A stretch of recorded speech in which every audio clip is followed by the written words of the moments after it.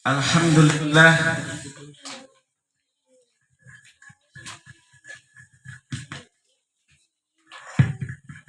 Alhamdulillahillazi unzila fihil Qur'an huda linnas wal bayyinati minal huda wal furqan. Asyhadu an la ilaha illallah wa asyhadu anna Muhammadan abduhu wa rasuluhu la nabiyya ba'dah. Allahumma sholli ala Muhammad wa ala ali Muhammad. Amma ba'd. Qala Allah ta'ala fil kitabil azim.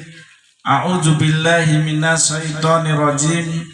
Bismillahirrahmanirrahim. Ya ayyuhalladzina amanu qu anfusakum wa ahlikum nar. Shadaqallahul azim. Allahumma arhamna bil Qur'an. Pertama-tama yang saya hormati para ibu sedayana,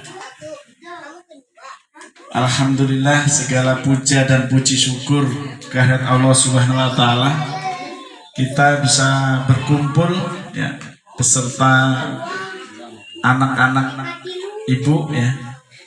Kita semua bisa duduk bersama dalam satu majelisnya Allah Subhanahu wa taala, yaitu di tempat lembaga pendidikan PAUD Nasifah. Salam sholawat mari kita sama-sama haturkan pada junjungan kita Nabi Muhammad Sallallahu Alaihi Wasallam beserta keluarga, para sahabat-sahabat beliau, dan tentunya para pengikut-pengikutnya yang setia sampai yaumil akhir, dan mudah-mudahan kita mendapatkan syafaat di sisi beliau. Amin ya robbal alamin. Ibu-ibu serta adik-adik yang cantik-cantik ya. Alhamdulillah sedikit dari kami memberikan wejangan berkenaan dengan acara kita ya, yaitu halal bihalal PAUD Nasifah. Pentingnya halal bihalal. Artinya apa Bu? Halal bihalal. Halal itu boleh itu ya. Kalau haram itu enggak boleh. Jadi halal bihalal itu artinya bahwa kita dalam hubungan hablum minanas tidak luput daripada kesalahan tutur kata, perbuatan baik yang disengaja maupun yang tidak disengaja. Kalau yang disengaja misalkan ibu-ibu ngerumpiin temennya yang ada kan gitu, itu biasa kan ya. Nah itu disengaja, tahu itu ngerumpiin orang nggak boleh ya. Nah itu ya. Yang nggak sengaja banyak ya Bu ya. Yang nggak sengaja ibu melihara ayam ya, ayam ini didikannya kurang ya. Jadi kalau buang tai ayam itu pengennya di lantai yang bersih ya, bukan di tanah. Nah, itu ke tetangga. Nah, itu dosa yang tidak disengaja. Ibu nggak lihat tapi tetangganya, aduh ini ayam siapa nih kan? Nah itu. Jadi halal bihalal ini artinya bahwa dosa yang disengaja maupun yang tidak sengaja, ayo kita saling memaafkan. Karena kalau kita saling memaafkan, apapun kesalahan orang lain, kesalahan tetangga, ya, itu adalah Allah Maha Pengampun. Sehingga apa? Dosa kita tidak lepas daripada punya dosa, ya Bu ya. Ya. Kita tidak lepas dari dosa-dosa yang mungkin kalau hitung pahala dengan dosa, semakin tua semakin banyak dosanya. Bukan semakin banyak pahalanya. Nah, tapi kalau kita punya jiwa, punya hati yang pemaaf, ya, maka insya Allah Maha pemaaf dan Maha Pengampun. Jadi Allah tidak akan lihat dosa kita, tapi karena ampunan Allah kita dimasukkan dalam surga, bukan amal kita. Bahkan dalam hadis diterangkan oleh Nabi Muhammad Shallallahu Alaihi Wasallam, sekiranya ya, seandainya kita ingin menebus dosa mata kita, maka tidak akan bisa mampu menebusnya kalau bukan karena ampunan Allah Subhanahu wa Ta'ala. Ternyata hanya dari mata saja itu dosanya, ya, belum dari lisannya, belum dari perbuatannya, tapi karena ampunan Allah Subhanahu wa Ta'ala, ya, kita bisa dimasukkan ke surganya Allah Subhanahu wa Ta'ala. Diriwayatkan kenapa kita ya, sebagai tanggung jawab orang tua untuk mendidik anak-anak. Nanti ya, ketika menuju proses ke akhirat, yaitu di padang mahsyar, maka Nabi ya, para Nabi diberi oleh Allah namanya telaga. Telaga itu apa? Ya, kolam. Ya, telaga. Ya. Telaga yang paling besar itu diberikan kepada Nabi Muhammad Shallallahu Alaihi Wasallam. Siapa saja yang dikehendaki, yang disafati oleh Nabi kita, maka dia diperkenankan untuk minum, ya, untuk minum seteguk daripada telaga tersebut, ya, air yang dalam telaga tersebut tidak akan haus sampai menuju ke surganya Allah Subhanahu wa Ta'ala. Nah ini, maka pentingnya bahwa ternyata dalam satu kisah Isra wal Mi'raj Nabi Muhammad Sallallahu Alaihi Wasallam ditunjukkan ada sekelompok manusia yang memancarkan cahaya. Ada sekumpulan manusia memancarkan cahaya. Lantas Nabi bertanya kepada malaikat Jibril, "Wahai Jibril, siapakah mereka?" "Mereka adalah umatmu yang ketika di dunianya adalah berkumpul bermajlis di majlisnya Allah Subhanahu wa Ta'ala." Jadi mudah-mudahan tempat ini sebagai tempat majlis, ya. Maka kami mendaftarkan PAUD ini kepada Kemenak, ya. Kan ada dua, Diknas sama Kemenak, ya. Kemenak ini namanya PAUDku, PAUD Quran. Jadi supaya menjadi cita-cita kita, ya, selamat dunia dan selamat akhirat. Sukses dunia tapi tidak hormat kepada orang tua, apa gunanya? Jadi dengan anak-anak kita didik Al-Quran, ya, dalam kurikulumnya PAUDku itu 70% itu pakai Quran.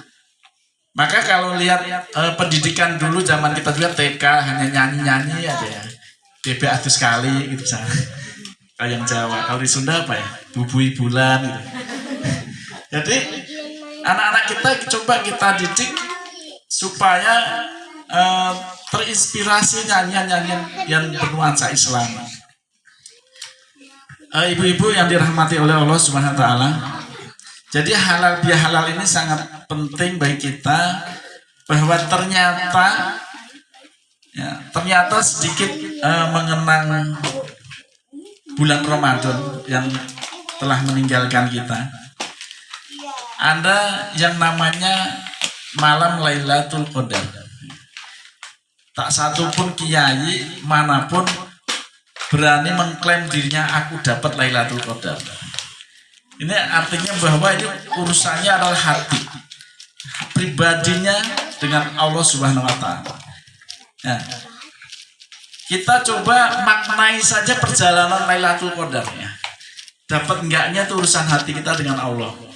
Yang jelas kalau kita terbuka mata hati kita terhadap Islam, ya, terhadap agama kita, berarti itu Allah berikan sebuah nilai tersebut. Tapi perjalanan yang dimaksud Lailatul Qadar itu apa? Diabadikan dalam surat Al-Qadar. A'udzubillahi minasyaitonirrajim. Bismillahirrahmanirrahim. Inna anzalnahu fi lailatul qadar. Artinya apa? Inna anzalnahu. sesungguhnya telah aku turunkan, inna anzalnahu fi lailatul qadar, yaitu malam Lailatul Qadar. Lailatul Qadar bahkan ditegaskan oleh Allah di ayat keduanya, wa ma adraka ma Lailatul Qadar. Tahukah kamu apakah Lailatul Qadar? Lailatul Qadar khairun min alfis sahr. Bahwa malam Lailatul Qadar itu nilainya adalah 1000 bulan. Sahr ya, bulan. Yang patut kita petik hikmahnya adalah ayat selanjutnya. Tanazzalul malaikatu waruhu fiha bi'idni rabbi min kulli salamun hiya hatta matla'il fajr. Ternyata tanazzalul malaikatu waruh. Ruh ini adalah malaikat Jibril, memimpin rombongan malaikat. Tanazzalul dari langit turun ke bumi. Tanazzalul malaikatu waruh bi'idni dalam rangka ya, atas izin Allah untuk menyampaikan suatu urusan. Urusannya apa? Yaitu urusan berkenaan dengan agama Islam. Ternyata hikmah daripada Lailatul Qadar itu adalah silaturahimnya tentara malaikat penduduk langit turun ke penduduk bumi. Jadi kita harus merasakan bahwa penduduk langit itu turun.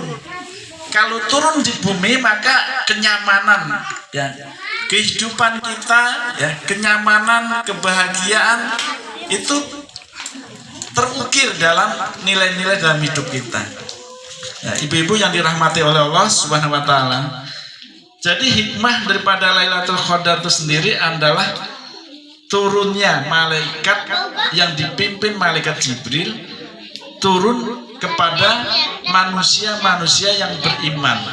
Karena beriman, karena tadi perintahnya ya ayyuhalladzina amanu kutiba alaikumusiyam ya. Jadi perintahnya bagi orang-orang yang menjalankan puasa, saum. Maka turunlah malaikat Jibril beserta rombongannya kepada orang-orang yang beriman tadi. Ya ibu-ibu yang dirahmati oleh Allah Subhanahu wa taala. Jadi halal bihalal itu penting sekali, sehingga ini menjadi budaya ya, budaya orang-orang yang merantau ya, namanya mudik ya. Mudik itu udah jadi bahasa Indonesia. Aslinya itu artinya apa, Bu? Mudik itu sebenarnya saya mulih dhisik gitu. Jadi orang Jawa dulu inspirasinya mudik itu mulih dhisik.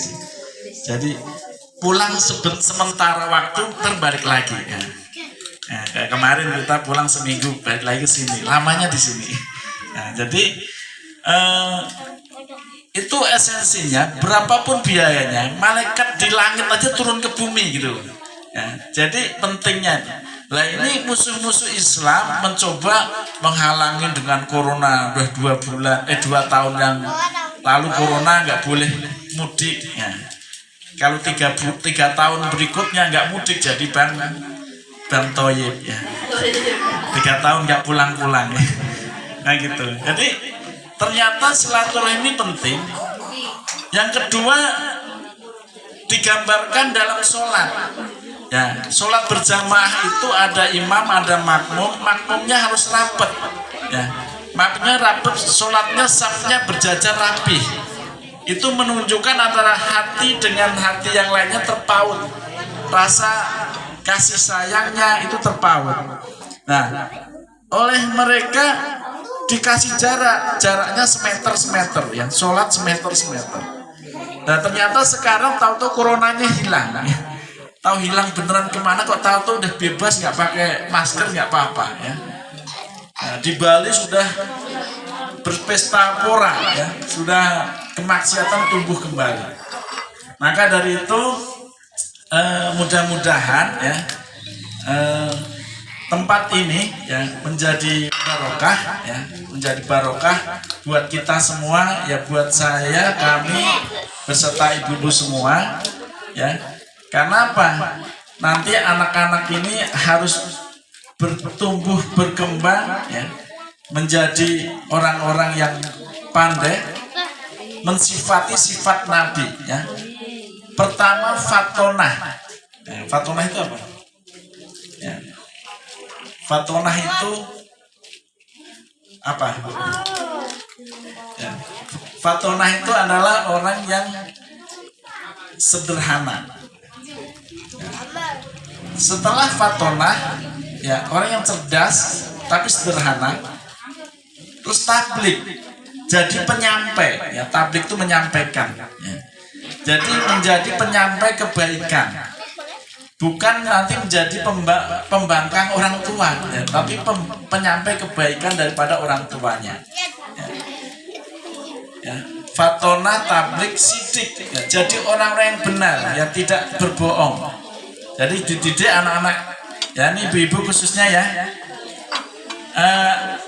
Anak-anak kecil ini sebenarnya masih seperti buku tulis yang putih bersih, ya. Tinggal nulisnya dengan kebaikan apa keburukan.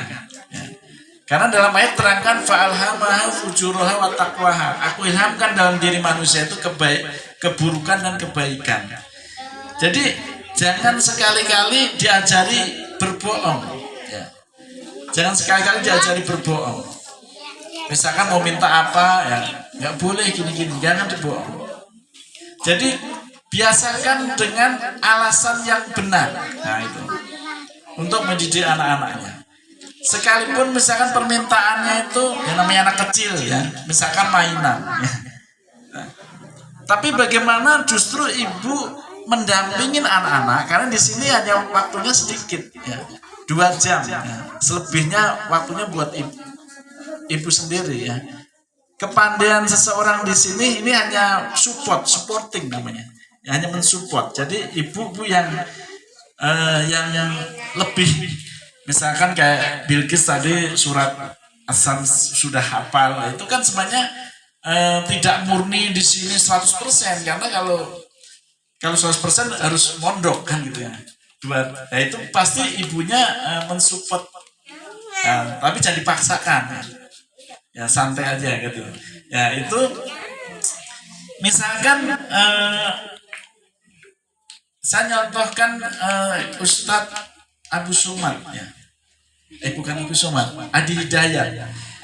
Jadi bagaimana ketika anaknya meminta mainan, lalu justru diajak bermain dengan misalkan mobil-mobilan.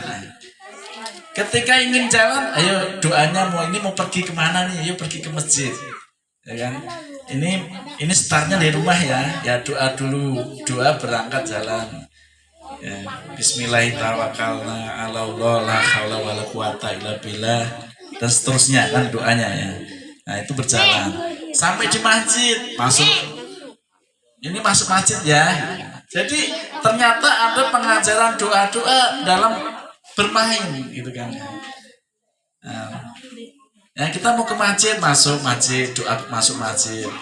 Lantas ya ini imamnya, ini kan anak-anaknya laki ya, ini imamnya. Ya coba yuk baca imamnya. Ya, suruh baca Al-Fatihah, udah hafal. Dan suratnya yang dihafal. Jadi ternyata tidak harus duduk ya, duduk di meja. Ibu, ayo nih hafalin. Oh nggak bisa nih. Jadi ternyata lewat permainan ya, Abi lihat YouTube-nya Adi Hidayat itu, dengan cara bermainnya anak itu bisa menjadi ajang pengajaran. Ya. Jadi biar bapak-bapaknya nyari duitnya kemana, ibu-ibunya konsentrasi ya. Mumpung masih kecil-kecil gini ya. Jangan sampai mama aja ibu ya ini harus dijaga. Misalkan sudah mulai SMP, itu udah mulai tuh bergaul dengan teman-temannya kan, yang merokok dan sebagainya. Itu ya siapapun pasti ibu seneng ya. Kalau bapaknya nggak merokok itu seneng. Ya.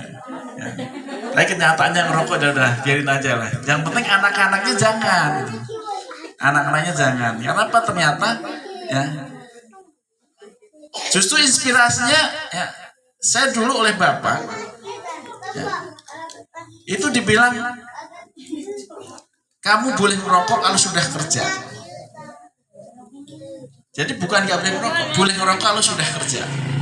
Itu waktu SMA dibilang seperti itu. Akhirnya nggak merokok, ketemu teman-teman pengajian ya di Rois dan sebagainya nggak pada merokok ya sampai sekarang. Ya ternyata harus didikannya dari awal. Jadi susah kalau sudah kecanduan rokok. Misalkan contoh gitu, ya, masih SD udah merokok, saya ngeliat jalan gitu ya.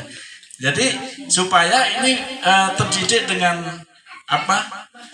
Nilai-nilai agama ya, sehingga anak-anak ini menjadi apalagi nanti habis Quran akan memberikan mahkota kepada kedua orang tuanya. Bahkan dalam hadis Nabi bersabda ya, diterangkan dalam suatu hadis, kita tidak luput dari kesalahan ya Bu ya. Seorang anak yang habis Quran itu bisa mensafati 10 anggota keluarganya yang dia ditakdirkan masuk neraka. Maka ketika anaknya masuk surga, maka dia tidak menemukan keluarganya, orang tuanya, ayahnya, ya. Maka dia bisa mensafaati, ya Allah, ayahku di mana?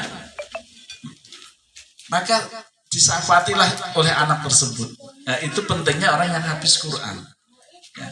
Jadi makanya, yuk, kalau dunia mah ya itu mah sudah dituliskan. Ya. Ada yang kaya, ya sakit. Ya. Ada yang biasa aja tidur pules, ya, enak aja. Semua itu sudah sebenarnya Allah itu adil ya, tidak zalim. Ya. Semua sudah tertulis. Hanya pikiran kita nanti yang beda-beda ya. Pikiran kita yang beda-beda. Jadi tidak usah berkecil hati terhadap dunia ya. Tetapi bagaimana kita ikhtiar terhadap dunia itu untuk menjadi manusia yang terbaik ya. Sebaik-baik manusia adalah yang bermanfaat bagi orang lain. Jadi niat kami adalah bagaimana kehadiran kami baru berapa tahun tapi ingin menjadi yang terbaik buat masyarakat di sini dengan mendirikan lembaga-lembaga pendidikan. Soal sedikit ada bayaran, misalkan ada infak ya, karena ya nanti ada guru ya, masa gurunya gratis gitu. Ya, jadi pada akhirnya ya walaupun tidak seberapa untuk gaji guru, tapi itulah. Maka guru dari dulu disebutnya apa? Pahlawan tanpa jasa. Jokowi jadi presiden itu dulu sekolah. Nah, ada gurunya, ada guru SD-nya, guru SMP-nya, guru SMA-nya. Artinya apa? Bahwa dari guru inilah akan mengantarkan anak-anak kita, ya anak-anak semuanya ini adalah menjadi orang-orang yang baik. Ya mungkin itu dari saya Bu ya, tidak panjang lebar. Nanti kalau panjang lebar jadi luas Bu. Ya jadi mudah-mudahan ini sedikit bermanfaat ya, apabila ada hal-hal yang nanti dalam penyelenggaraan kurang berkenan ya bisa dibicarakan baik-baik, nggak usah digunjing dengan lainnya. Bu, saya punya usul begini-begini ya, lebih bagus ya. Namanya pasti setiap orang dalam melangkah pasti akan ada sisi-sisi kekurangan. Siapapun pasti ada kekurangannya. Ya, kalau ngomong mah pasti wah kayak ya gitu. Tapi kalau pasti prakteknya pasti ada kekurangannya. Ya, kalau ada masukan dan sebagainya silahkan disampaikan, dibicarakan dengan baik. Ya, mudah-mudahan sekali lagi anak-anak kita semuanya, ya anak-anak di sini bisa menjadi anak yang soleh-solehah. Ya, bisa menjadi pensafaat keluarganya. Dari saya cukup sekian. Billahi taufik wal hidayah. Wassalamualaikum warahmatullahi wabarakatuh.